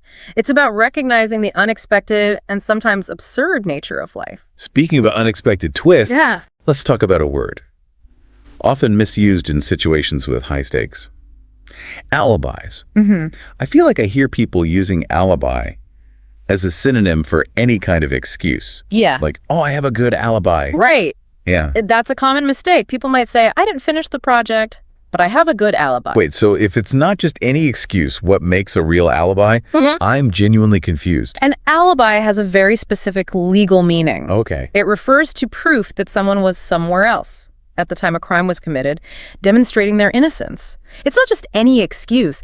It's evidence that clears someone of suspicion. So using alibi to explain why you didn't finish a project wouldn't really make sense. Exactly. Using alibi in casual conversation when you simply mean excuse can actually undermine your credibility. It shows a lack of precision in your language. Okay, this is making me rethink how I use these words. What other intermediate words are lurking out there, ready to trip us up? How about a word that's often confused with its near opposite?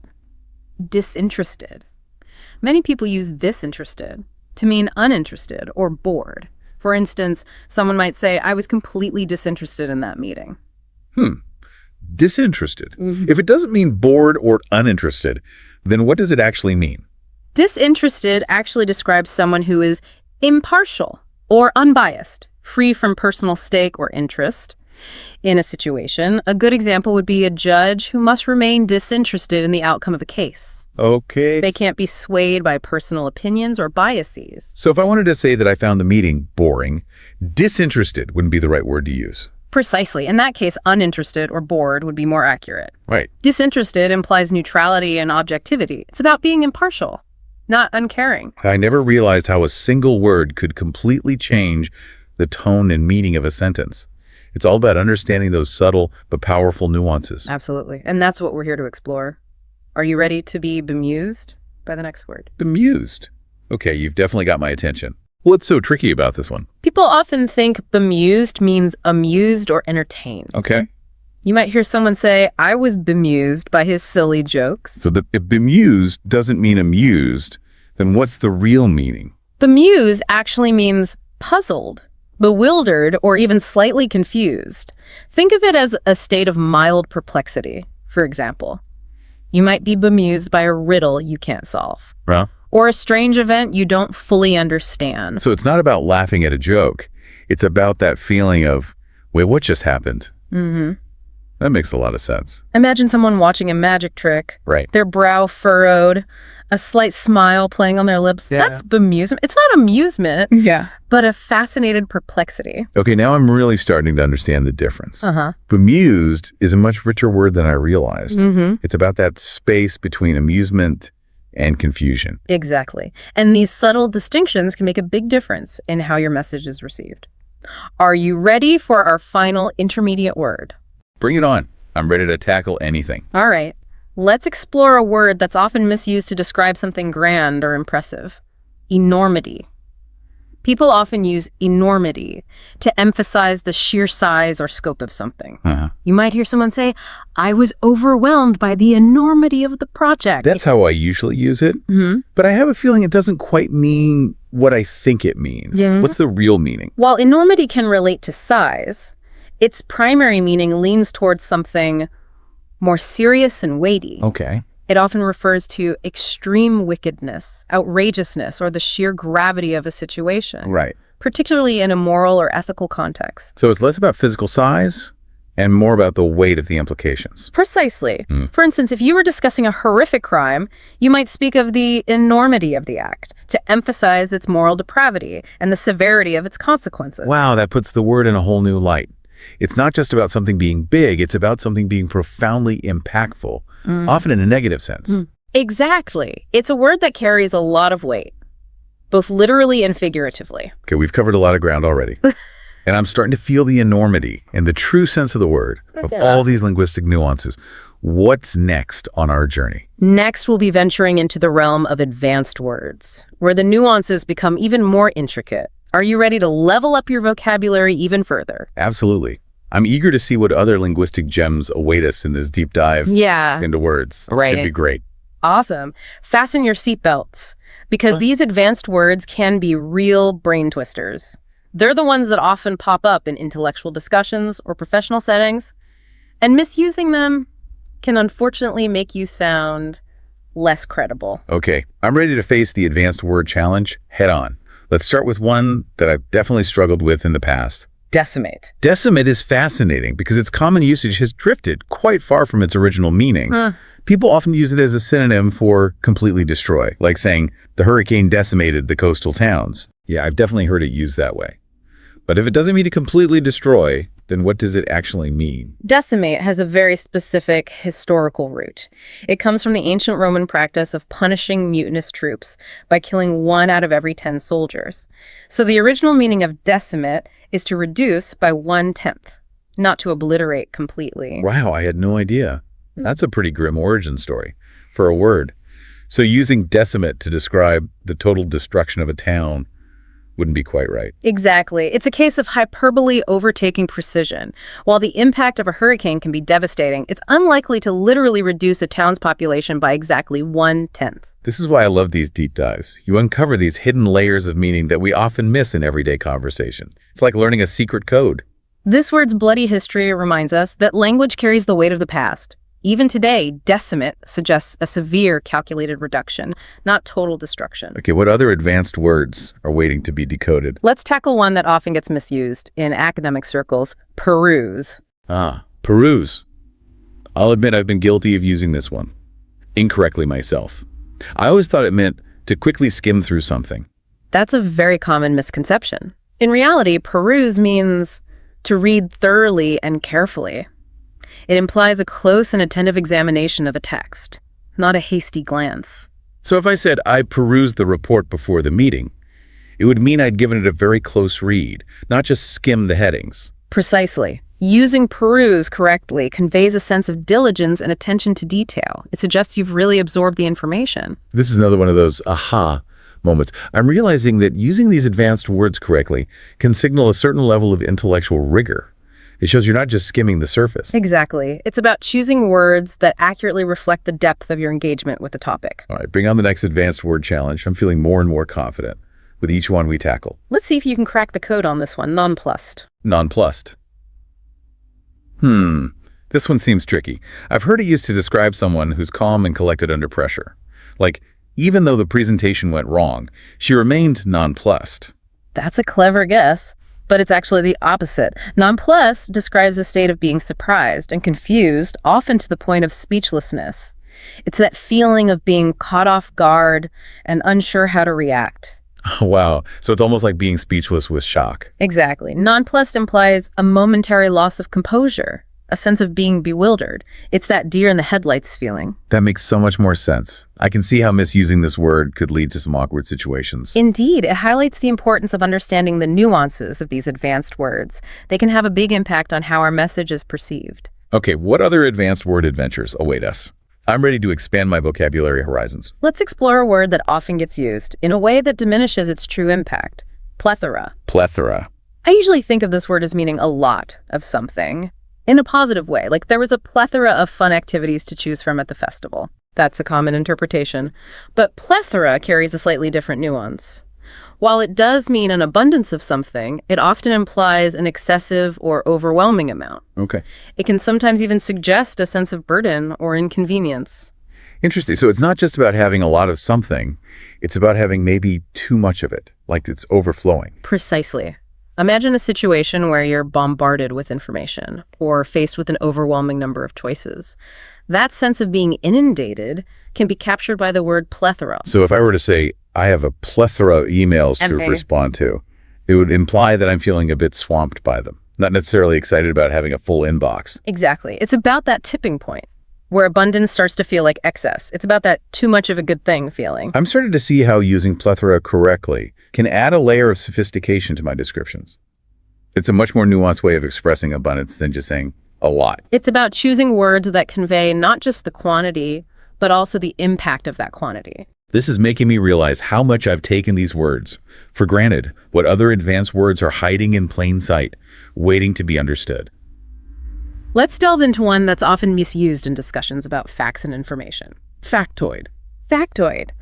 This one seems pretty straightforward. I always thought it just meant a small or trivial fact. That's how it's commonly used, but its original meaning is a bit more nuanced, even controversial. The term factoid was actually coined to describe something that appears to be a fact, but is actually false or unsubstantiated. Right, really? That's a completely different meaning. That's the risk with using factoid in its original sense. It implies a degree of skepticism or even doubt about the validity of the information being presented. It can be a way of highlighting that something may sound like a fact, but it hasn't actually been proven true. This is a perfect example of how language can evolve and shift in meaning over time. It's important to be aware of both the common usage and the original intent behind a word. You're absolutely right. Language is a living, breathing thing that constantly adapts and changes. Our goal is to be aware of those changes and use words in a way that is both accurate and effective. So how can we use factoid in a way that doesn't accidentally spread misinformation? If you're unsure of the accuracy of a piece of information, it's best to avoid using factoid altogether. You could say something like, here's an interesting tidbit, or this might be a bit of trivia, but this avoids any implication that the information might be false. That's really helpful advice. Okay, bring on the next advanced word. I'm ready to conquer some more linguistic complexities. Let's tackle a word that often causes confusion in discussions and debates. Moot. Moot? I've always thought of this word as meaning irrelevant or pointless. Like that argument is moot because the decision has already been made. That's a common understanding, but it's not entirely accurate. While moot can relate to something that's no longer relevant, its original meaning is a bit more nuanced. It originally referred to a matter that is open for debate or discussion. So if a topic is moot, it's not necessarily pointless. It just means there's room for further discussion or consideration. Precisely. Imagine a legal case where the circumstances change, making the original point of contention no longer relevant to the outcome. The issue might be considered moot, not because it was unimportant, but because it's no longer central to the case. That's a really helpful clarification. So it's less about the topic being irrelevant and more about its significance having shifted or diminished. Exactly. It's about acknowledging that the context has changed, and the original point of debate may no longer be the primary focus. I'm definitely feeling more enlightened than moot after tackling that one. What other advanced word adventures await us? Let's wrap up our exploration of advanced words with a pair that often trips people up: infer and imply. Infer and imply, the classic conundrum. I know these words are related to drawing conclusions, but I often mix them up. It's a common confusion. The key difference lies in who is doing the action. The speaker or writer implies something, meaning they suggest or hint at something without stating it directly. The listener or reader infers something, meaning they draw a conclusion based on what is implied. So if I were to say, it's getting late, I might be implying that it's time to go, even though I haven't explicitly said so. Exactly. And if you, as the listener, understood my implication, you would have correctly inferred my meaning. I see. So it's a two-way street. The speaker sends out a subtle signal, and the listener picks up on that signal and draws a conclusion. Precisely. It's like a subtle dance of communication where meaning is conveyed through suggestion and interpretation. This distinction is so subtle, but it's crucial for clear communication. Misusing these words can lead to all sorts of misunderstandings. Absolutely. Mastering the difference between infer and imply is essential for navigating conversations and interpreting written texts accurately. It's about understanding both sides of the communication equation. Wow, we've covered a lot of ground in this deep dive. It's amazing how much depth and complexity there is to these seemingly simple words. And we've only just scratched the surface.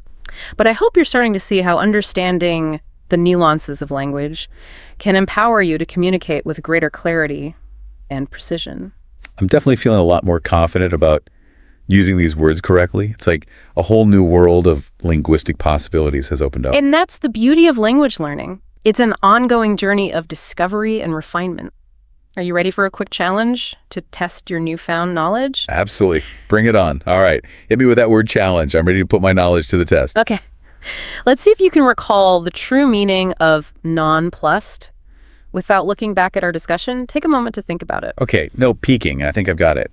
Nonplussed means to be surprised and confused, almost to the point of speechlessness. It's like that feeling of being completely thrown off guard and not knowing how to react. That's absolutely correct. You've successfully decoded nonplussed. It seems our deep dive has truly expanded your vocabulary horizons. I'm feeling pretty proud of myself right now. This whole experience has been eye-opening. I've realized that using words correctly isn't just about sounding smart. It's about communicating effectively and ensuring that my message is understood. It's about wielding the power of language with precision and care, Choosing words that accurately reflect not only what we want to say, but also the subtle nuances of meaning we wish to convey. It's funny because I used to think that vocabulary was just about memorizing definitions. But this deep dive has shown me that it's so much more than that. It's about understanding the history, the etymology, the subtle shades of meaning that make each word unique. It's about recognizing that words are not static, but dynamic. They evolve over time, their meanings shifting and adapting to reflect the changing world around us. And that's what makes language so fascinating. It's a living, breathing entity that connects us to the past, informs our present, and shapes our future. And as we wrap up this deep dive, I encourage you to continue exploring the fascinating world of language. Pay attention to the words you use, the words you encounter, and the way they impact your understanding of the world. I know I will. This has been such a rewarding journey. I'm walking away with a newfound appreciation for the power of words and the importance of using them correctly. Remember, language is a gift, a tool that allows us to connect, create, and inspire. Let's use it wisely. Absolutely.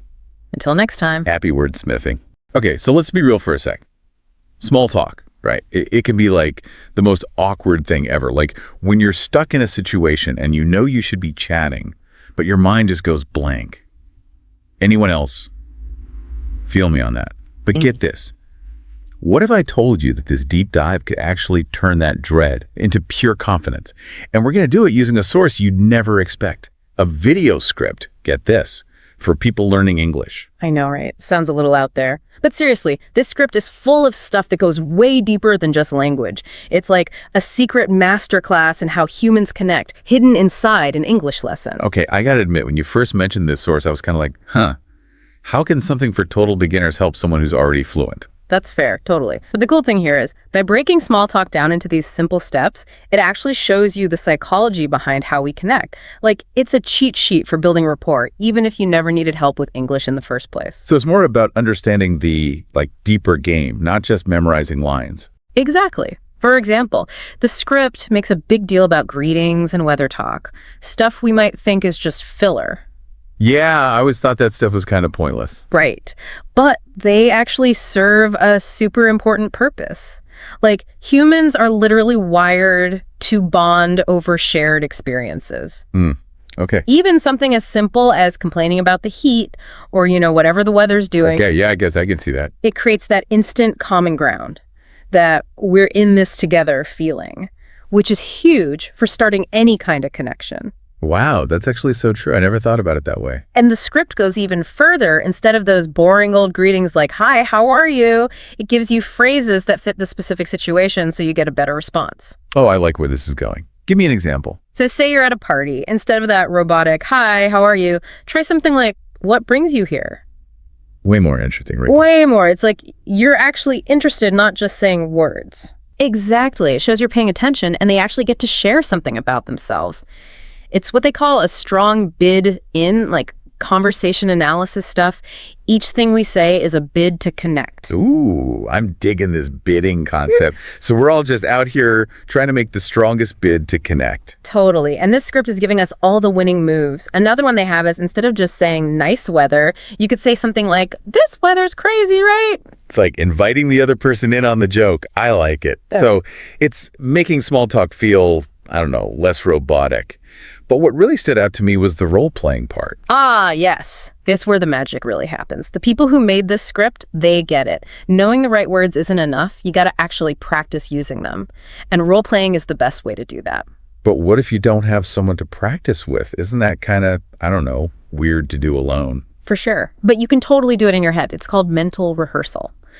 Basically, you just picture yourself in different situations. Hold on. So you're saying by just imagining myself rocking these small talk moments, I'm actually getting better at it in real life. You got it. Might sound a little strange, but neuroscientists have found that when you rehearse something mentally, your brain fires up the same way it does when you're actually doing the thing. No way. That's so cool. It's like training your brain for social situations, like a cheat code for confidence. I'm already feeling less terrified about networking events or, just parties in general. It's crazy, right? How powerful our brains are. Like, this script really shows you how to use that power to, level up your social skills. I like that, level up. So we've talked about greetings, weather talk, even practicing in your head. What else does this script have up its sleeve? Okay, so one thing that really impressed me was the questions. They go way beyond those typical boring questions like, where are you from? Or what do you do? The usual suspects. Yeah, those can be so snooze fest sometimes. Right. Instead, they give you all these questions that are actually interesting, designed to spark real conversations. Okay, I'm all about those real conversations. Tell me more. Give me the good stuff. So instead of asking, what do you do? Which can feel kind of like a job interview. They suggest asking, what do you like to do for fun? I mean, that's a classic for a reason, right? It gets people talking about what they're actually passionate about. Exactly. It's like you're inviting them to show you their real selves, not just their LinkedIn profile. And if you really want to go deeper, you could try something like, what's the most interesting thing you've done lately? Ooh, I like that one. It's like a sneak peek into their adventures. You might even discover you have some cool stuff in common. Totally. Plus, it shows you're actually curious about them, not just trying to fill the silence. And they even have specific questions for different situations. Like, if you're at a dinner party, you could ask, have you tried any good restaurants lately? Perfect. Everyone loves talking about food. Instant conversation starter, right there. It's true. It's something we can all relate to, like enjoying a good meal. Okay, so we've covered greetings, weather talk, asking interesting questions, even mental rehearsal. But what about when you're ready to, make your escape? Does the script help with that too? Yeah, like how do you end a conversation without being rude? Don't worry, they got you covered. They have a bunch of different closing phrases depending on the situation. From a simple, it was nice talking to you, to something more like, hey, we should grab coffee sometime. Oh, I love that they include those follow-up suggestions. Yeah. Sometimes you really do click with someone, and it's good to have a way to, keep things going. Exactly. It shows you're confident and interested, which is always a good look. And even if they can't meet up, it still leaves a good impression. They'll remember you as someone who actually wanted to connect. Yeah, it's like planting a seed, right? You never know where those initial conversations might lead. What about those times when you just need a quick, casual exit, though, like you're running late or something? No problem. They have those too. They suggest things like, catch you later or have a great day. Those are perfect for keeping it light and friendly without feeling like you have to, hang around forever. Okay, so whether you're aiming for a lifelong friendship or just a quick chat, it sounds like this script has given us a whole toolbox for navigating the social world. Yeah. It's like they took all the guesswork out of small talk and gave us a clear path to follow. It's pretty amazing. And what's so cool is that this script, even though it's for people learning English, it actually shows us some really deep things about human connections, like a reminder that we all want to feel understood, even in those little everyday conversations. So true. And I think that's what makes this deep dive so valuable. We're not just learning phrases, we're learning about what makes us human and how even a short conversation can make a difference, create a ripple effect. It's like we're seeing the world through a whole new lens now, right? Yeah. And that brings us to the best part, putting it all into practice. We've talked about a lot today, the different phases of small talk, how to make a bid for connection, even practicing in your head. But now it's your turn, dear listener. Take these ideas and make them your own. Yes. This is where the real transformation happens. We've given you the tools. Now it's up to you to use them. And remember, you don't have to be perfect. The goal isn't to become some kind of small talk robot. Exactly. Be yourself, be genuine, and use these techniques to connect with people in a real way. So let's recap the top 3 things we've learned from this unexpected deep dive into, mastering small talk. First, small talk isn't just random. There's a structure you can follow to make those conversations flow. Second, the words you use actually matter. This script has given us tons of phrases that are interesting, thoughtful, and perfect for different situations. And third, practice, practice, practice. Whether you're practicing in your head or even role-playing with a friend, the more you do it, the more confident and natural you'll become. It really is freeing, right? Yeah. Knowing you have these tools, it takes away that fear of messing up or saying the wrong thing. For sure. It's like having this, secret weapon for social situations. And honestly, the biggest thing I'm taking away from this is small talk doesn't have to be something you dread. It can actually be fun, a way to connect with people, 100%. What about you? What's sticking with you from all this? What did you find most helpful from looking at this script? It's funny. I think what resonated most was realizing that everyone, even people who seem super outgoing, they've probably felt that awkwardness too. This script shows that small talk is a skill, something you can learn and get better at just like anything else. Right. It's not like some people are born knowing how to do it and others aren't. Exactly. It takes so much pressure off. You can just approach those conversations with curiosity, like a little game. Just see what happens. I love that. A little game. It really can be like an adventure. Yeah. Discovering something new about someone, even if it's just a tiny thing. And it reminds you that even those small moments, a quick chat, a smile, they can all make a difference. It's like we're all connected in this big web, and every conversation adds to that, you know? Absolutely. So as we wrap up this deep dive into, well, the surprisingly interesting world of small talk, I want to leave you with this.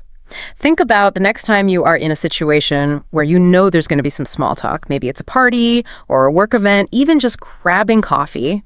What are you most excited to try out from all the stuff we talked about? Such a good question. Yeah. And hey, remember, it doesn't have to be perfect, okay? Just be yourself, be genuine, and see what happens. You might be surprised how fun and even meaningful those small conversations can be. So go out there and conquer the world of small talk. We believe in you. Welcome to this deep dive, everyone. Today we're going to be exploring, well, actually, your English learning journey using a script for a video for English language learners. It's going to be like a deep dive within a deep dive, really. So no matter where you're at, beginner, advanced, somewhere in between, there should be something here for you. Yeah, I think it's so cool how this script uses like real stories from other people learning English, you know, to like inspire. It's like we're all on this journey together, you know? Totally. And speaking of journeys, the script like starts off by asking this big question, right? What made you want to learn English in the first place? The why behind your adventure, basically. They give this example of a learner, Anna, and her goal was she just wanted to watch TV, like without subtitles. And what I thought was so cool about that was like, it was totally, you know, coming from her, like she just wanted to do it, not because someone told her she had to or anything. Right. Like those are the best reasons, you know, when it comes from inside. Yeah, for sure. Knowing your why can really make a difference, I think, especially when things get tough, you know? When you hit a wall, you just don't feel like studying. It's like having a compass to keep you, you know, heading in the right direction. I love that, the compass. So I'm curious, what was your why, you know, when you started out? Take a second to think about that. It's worth, you know, revisiting it as you keep going, too.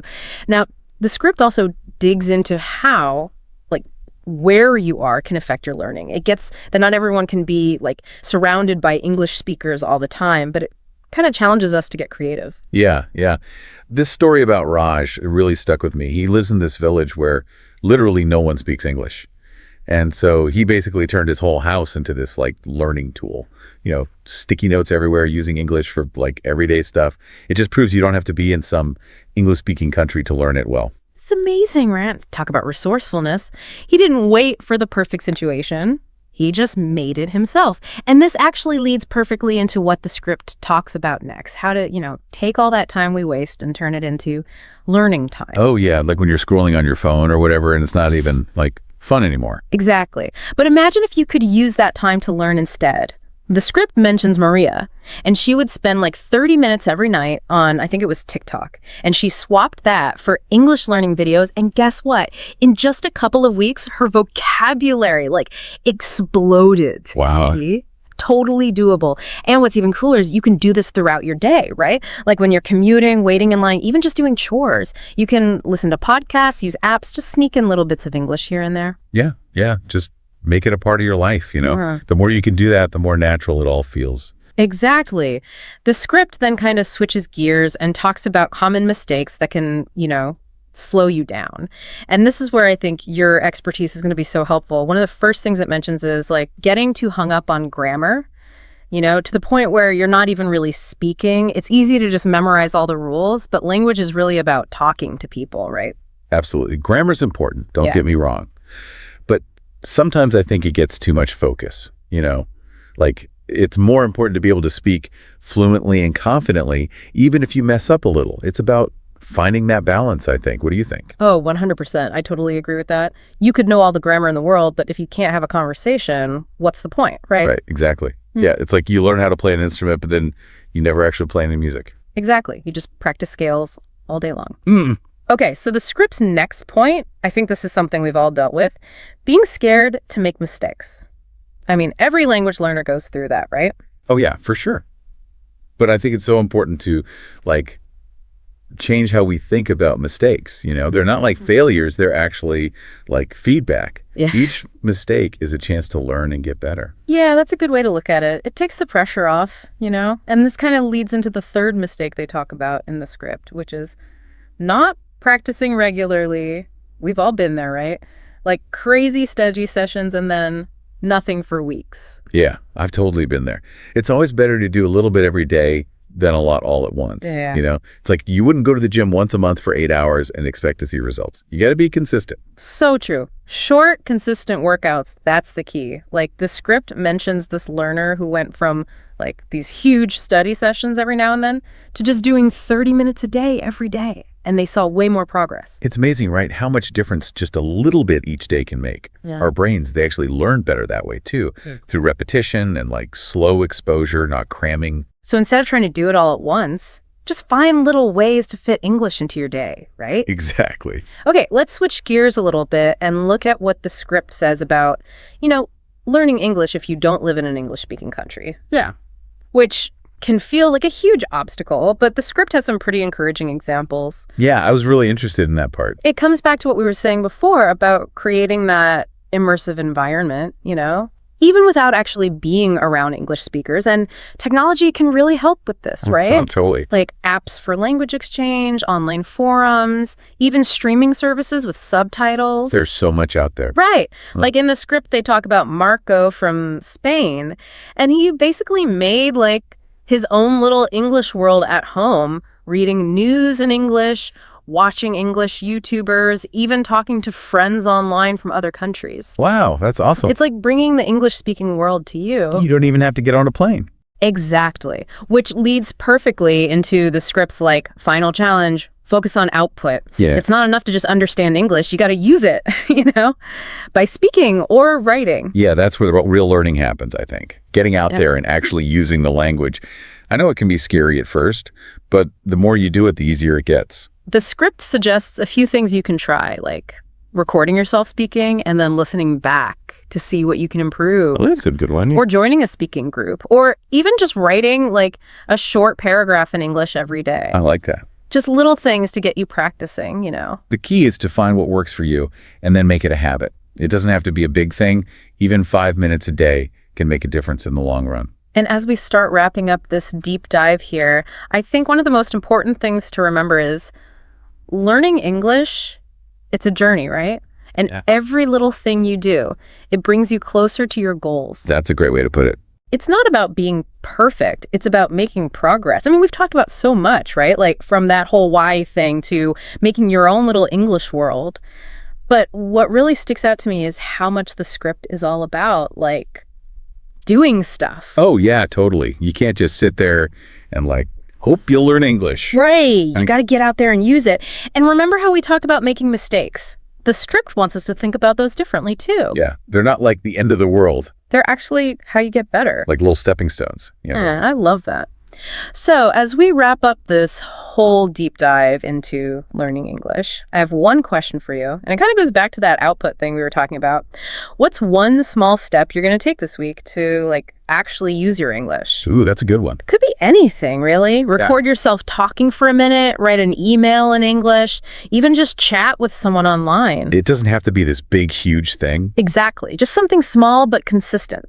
Like we were saying before, 5 minutes a day, it all adds up. We've explored a ton of tips today and heard some pretty inspiring stories. I bet there are a few that like really resonated with you. Oh, yeah, for sure. So think about those and how you can use them in your own learning. And remember, learning English, it should be fun, not a chore. Totally. It's an adventure. Embrace those challenges, celebrate how far you've come and never stop exploring. Happy learning, everyone.